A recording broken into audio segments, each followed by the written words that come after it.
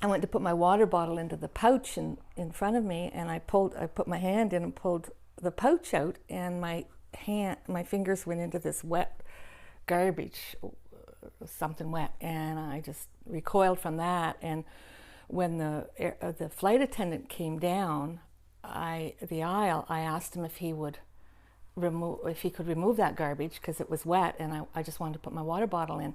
And he just stood up tall and said, "I'm a flight attendant. I don't do garbage," some such thing.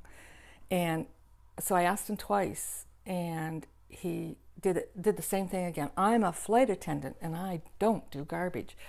And so I didn't know what to do, except I just sat there until the cart came down, and I thought, okay, I'm going to pick it up because there's usually a little garbage container on the top of the cart.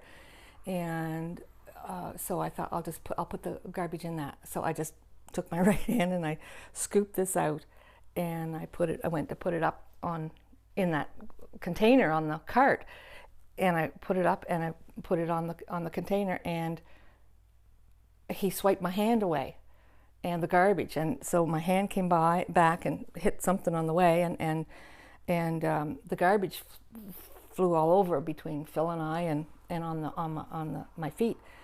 So I went like this and just scraped my foot with my ankle, scraped the wet stuff off into the aisle, and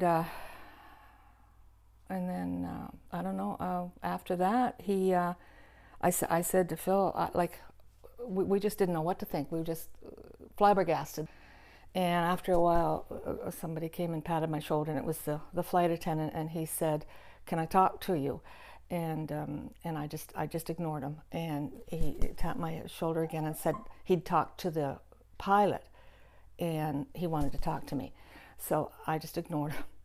And after a minute or two, the young woman who was the flight attendant came along and tapped me on the shoulder and said, "Can I talk to you?" And she did that twice, and I just kept my eyes closed and ignored both of them. And then the pilot came on, and he says, "We're going back to Toronto." And we were almost in St. John by that point. I mean, we were within an hour of St. John. We turned around and went back, and nobody seemed to know what we were doing. And when we landed, after a while, two police officers came on board, and one came and stood right behind my seat, and the other one stood in front. And there was a service agent as well. And they asked, I don't know, must have asked my name. Anyway, they looked up at the number on the seat and looked down at me, and they asked me to come with them. And so we didn't know what to do. We said, why?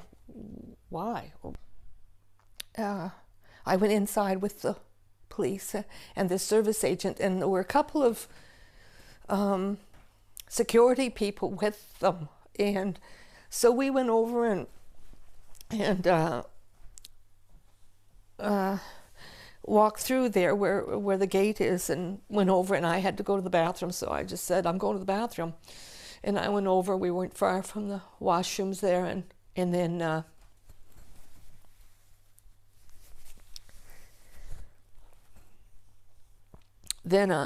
right outside that restaurant, the police asked me if I wanted to have a little cup of tea or something, and so I sat down and he got me a cup of tea.